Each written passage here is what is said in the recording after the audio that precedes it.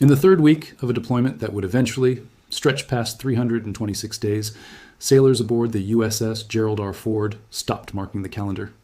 It was the longest continuous deployment of a nuclear-powered warship since the Vietnam War, and it was happening not because the Navy wanted it that way, but because there was nothing else to send. 7,000 miles east, in the waters closest to Taiwan, something quieter was happening. For a stretch of days in January 2026, fleet tracking data showed 0 American aircraft carriers operating anywhere near the Middle East's 5th Fleet region, and at various points across the year, none reliably forward in the Western Pacific either. 2 of the most powerful navies in the world were watching the same math problem unfold from opposite sides of the planet. One was counting hulls it didn't have enough of, the other was counting the days until the gap opened wide enough to matter. This is the story of how a war that began over Iran's nuclear ambitions ended up testing whether the United States Navy can still do 2 things at once. And why, 6,000 miles away, Beijing has been taking very careful notes. It's worth pausing on just how unusual that empty stretch on the map really was. Since the aftermath of the October 2023 Hamas attack on Israel, the United States had maintained what defense officials called a sustained carrier presence in the Middle East, treating an available flat top in the region as close to a baseline assumption of American power projection. For that assumption to break down even briefly, for open-source fleet trackers to report 0 carriers, where there had reliably been at least 1 for over 2 years, was the kind of anomaly that gets flagged immediately by anyone whose job is watching the U.S. Navy from the outside, and someone was watching. The question this story follows isn't whether the anomaly happened. The tracking data settles that. The question is what it reveals about a Navy that built its entire modern strategy around never having to choose between oceans, and what happens now that, for the first time in a generation, it has been forced to. The chain of events traces back to February 28, 2026, when Israeli and American forces launched coordinated airstrikes against Iranian military and government targets, an operation that included the assassination of Iran's supreme leader, Ali Khamenei. It was the kind of strike that changes the shape of a region overnight. Iran responded within hours, launching missile and drone attacks against Israel, American bases, and U.S. allied states across the Middle East. Then, Tehran did something with consequences far beyond the battlefield. It moved to close the Strait of Hormuz, the narrow channel through which roughly 1/5 of the world's oil and gas passes every single day. The Islamic Revolutionary Guard Corps broadcast warnings over open radio channels, telling ships that no vessel was permitted to pass. Britain's Royal Navy noted the closure wasn't legally binding, but with mines in the water and missiles in the air, legality mattered less than survival, and shipping traffic collapsed almost immediately. What followed was not a short punitive strike, but a sustained air campaign. By mid-March, the Pentagon reported that more than 15,000 targets inside Iran had been struck in under 2 weeks, and roughly 2,500 additional Marines were sent to the region, alongside a Navy amphibious warship. Defense Secretary Pete Hegseth described the pace bluntly, saying the United States was accelerating, not decelerating its operations. To sustain that pace, the Navy surged forces on a scale not seen in the region in decades. Multiple carrier strike groups were pulled toward the Middle East. Assets built around the USS Gerald R. Ford, the USS Abraham Lincoln, and the USS George H.W. Bush, among others, alongside destroyers, amphibious-ready groups, and minesweepers tasked with clearing a strait that Iran had made dangerous to cross. By April, a Stars and Stripes analysis of fleet tracking data found that roughly 27 Navy vessels, about 41% of every ship the service had underway anywhere in the world, were concentrated in that single region. The mine threat alone illustrates how thin the margins had become. The Navy's 5th Fleet, headquartered in Manama, Bahrain, keeps only 3 littoral combat ships outfitted with mine countermeasures equipment anywhere near the region. And for a stretch in mid-March, 2 of those 3 were tied up in Singapore for scheduled maintenance, with the 3rd reportedly operating in the Indian Ocean, largely to stay clear of Iranian retaliation. That left a strait laced with mines, patrolled by a demining force that could be counted on one hand. Destroyers absorbed much of the remaining burden, carrying the bulk of America's ballistic missile defense inventory into the Gulf, even as officials acknowledged that stockpile was running critically low after months of intercepting Iranian and Houthi fire. The Houthis themselves entered the conflict roughly a month after the initial Israeli ow. American strikes, firing missiles toward Israel, and adding a second active front to a Navy already absorbing losses in ships it could not easily replace. The service ultimately announced it would delay delivery of its next 2 amphibious warships by a full year and 5 years, respectively. A decision that will extend deployment cycles for the amphibious ships already in service long after the current crisis ends. That concentration came at a cost that most viewers never see reported in a single headline: the slow erosion of a fleet that was already too small for the missions being asked of it. The U.S. Navy operates only 11 nuclear-powered aircraft carriers, a number set by law and unchanged since the Cold War drawdown decades ago. One of those 11, the USS Nimitz, is approaching retirement after more than 50 years in service. Its replacement, the future USS John F. Kennedy, has been delayed in delivery. That left the Ford unable to rotate home on schedule. Its deployment, following earlier operations in the Caribbean, was extended again and again until it became the longest carrier deployment since American forces were fighting in Southeast Asia. Rear Admiral-level Navy leadership, speaking to reporters at the time, put it in stark terms. With fewer than 300 ships total, the service has been stretched thin for a long time, and sustaining a major regional conflict while also maintaining presence everywhere else was, in the Navy's own words, simply a math problem. That math problem became public in a way the Pentagon rarely allows. In May, Chief of Naval Operations Admiral Darrell Caudle appeared before the Senate Appropriations Committee and was asked whether the Navy could escort commercial ships safely through the contested strait to reopen it for global trade. His answer was unusually candid for a four-star officer testifying on the record. Providing escort services through a contested strait, he said, will, in my military opinion, exceed the capacity of the Navy to do that effectively. It was not a statement about willingness. It was a statement about arithmetic. Ships, sailors, and hulls that simply did not exist in the quantity the mission required. Central Command's own figures underscored the strain the blockade was placing on operations even short of escort duty. By that point, U.S. forces had redirected dozens of commercial vessels, disabled several more, and boarded others, all while continuing air operations and minesweeping in a waterway Iran had partially seeded with explosives. The diplomatic track moved in fits and starts that mirrored the military exhaustion underneath it.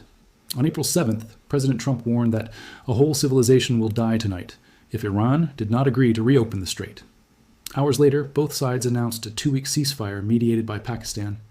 That truce, held only barely, extended at the last moment when it was set to expire on April 21st. By mid-May, Trump was warning that for Iran, the clock is ticking and they better get moving fast.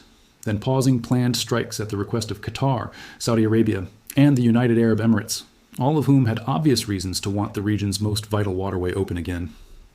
In June, a memorandum of understanding brokered with Pakistan's help appeared to formally end the conflict, and Trump announced the immediate lifting of the naval blockade on Iranian ports. For a moment, it looked as though the story might end there. It didn't. In July, the fragile agreement collapsed after Iran struck 3 commercial vessels that had bypassed its pre-approved shipping route, a route Tehran had unilaterally designated as the only safe passage through the strait since mid-June, a claim the United Nations International Maritime Organization and Oman had explicitly rejected by proposing an alternative corridor of their own. Washington informed Tehran the ceasefire was no longer in effect. Iran's chief negotiator said the country was prepared for all-out defense. Within days, the Revolutionary Guard Corps announced it had closed the strait entirely after firing a warning shot at a vessel attempting an unauthorized crossing, and American strikes resumed. By August, the numbers told their own story. Shipping data showed just 16 vessels transiting the Strait of Hormuz over a single 2-day stretch, compared with roughly 130 to 140 daily transits before the war began. Oil futures a full year out were already pricing in a conflict that showed no sign of ending on any predictable timeline. As of this writing, the blockade remains reimposed. Negotiations continue through Omani mediation, and Trump has publicly promised the strait will reopen soon. A promise that, by this point in the story, carries the weight of several broken predecessors. While American planners were consumed by centrifuges, choke points, and casualty counts in the Persian Gulf, a second and quieter story was developing 8,000 miles east, in waters the United States has treated as its own strategic backyard for 80 years. China entered 2026 with 3 operational aircraft carriers: the Liaoning, commissioned in 2012, the Shandong, commissioned in 2019, and the Fujian, which entered service in November 2025. Equipped with electromagnetic catapults capable of launching heavier, more capable aircraft than the ski jump systems on China's earlier ships. According to the Pentagon's own unclassified assessment, Beijing's ambition is to reach 9 carriers by 2035, a fleet that would still trail America's 11 in raw numbers, but would fundamentally alter the balance in the one theater that matters most to Chinese strategic planners: the waters immediately surrounding Taiwan.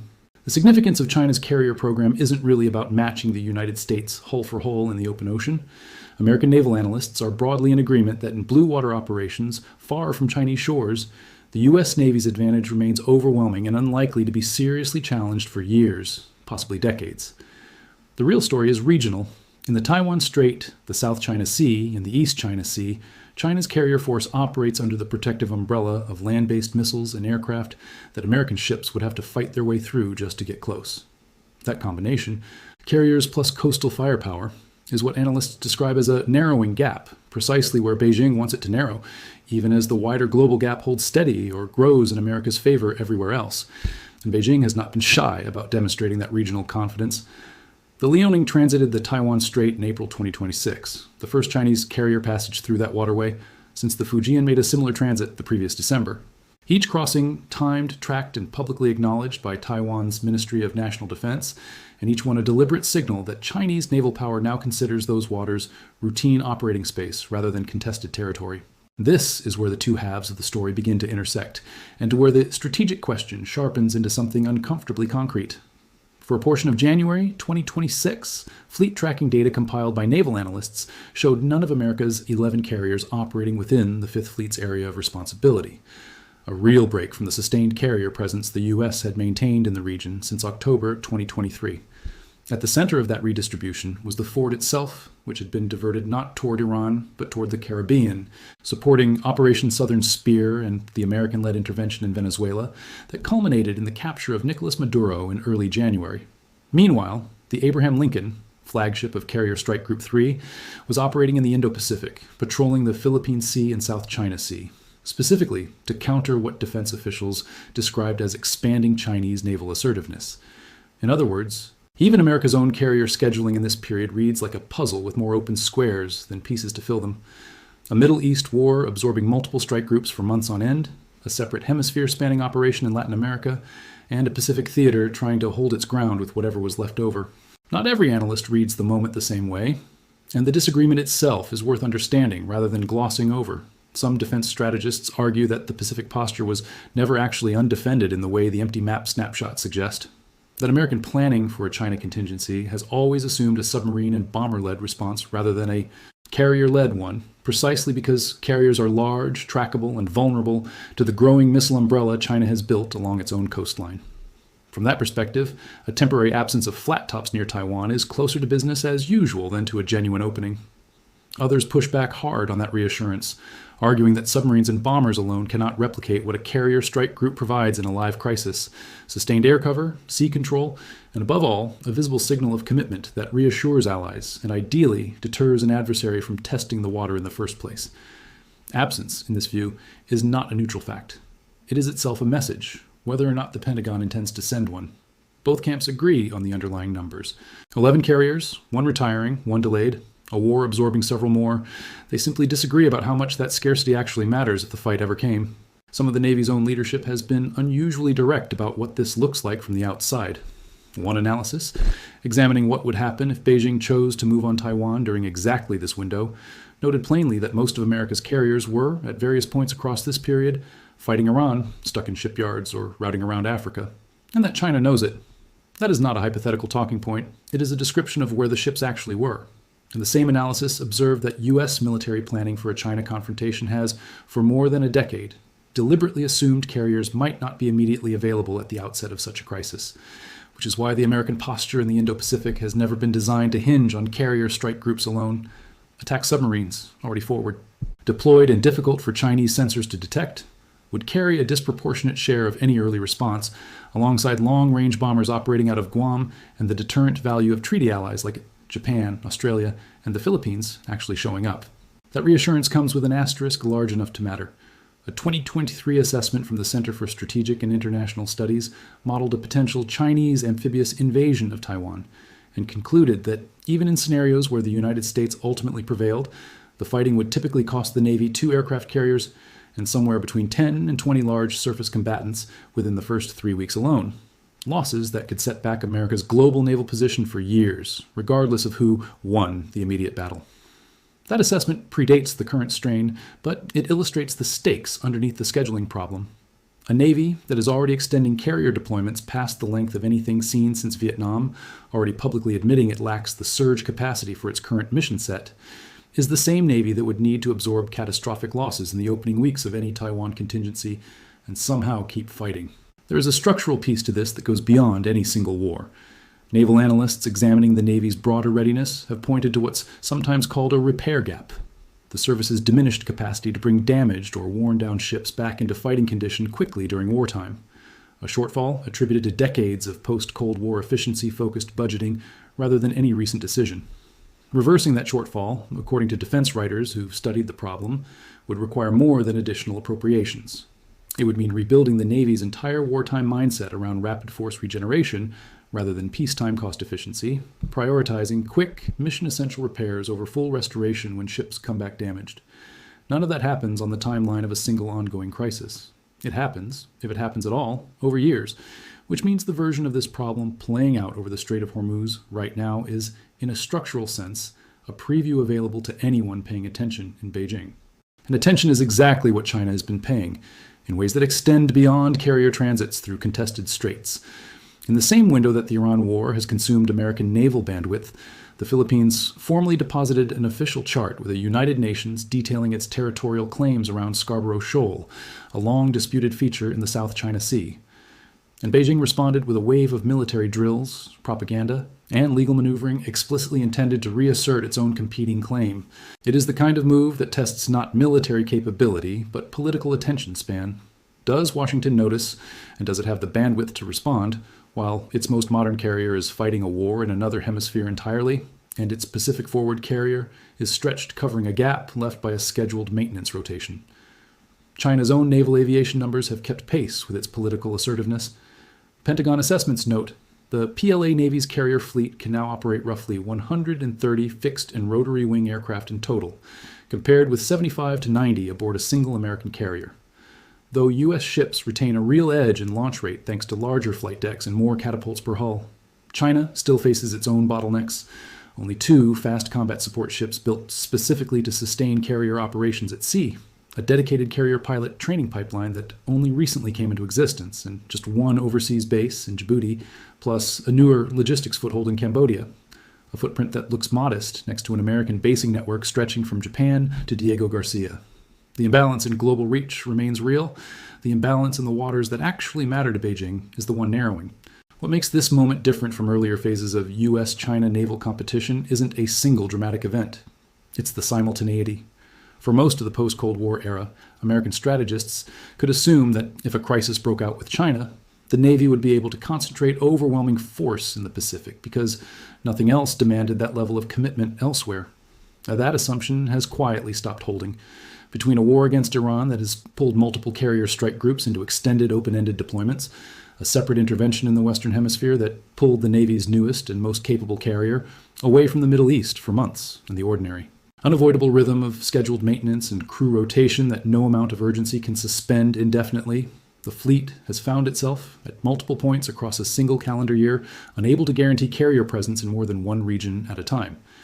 None of the individual decisions behind that outcome look unreasonable in isolation.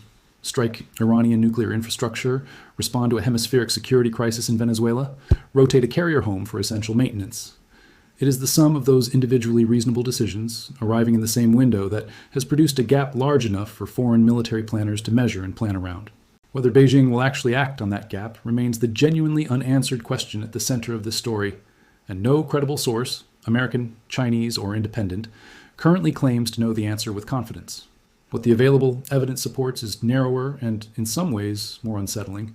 That Chinese naval activity near Taiwan has continued and in some respects intensified during exactly the period when American attention has been most divided, that Beijing's own military assessments almost certainly track U.S. carrier positions with the same fleet tracking precision that outside analysts use, and that the structural constraints limiting American naval flexibility right now, an aging carrier fleet operating below its planned size, a shipbuilding and repair base that cannot surge quickly, and a two-front demand signal between the Middle East and the Western Hemisphere, are not going to resolve themselves once the current war with Iran eventually ends. The Navy's own leadership has said as much, on the record, under oath, in testimony that was never meant to be reassuring.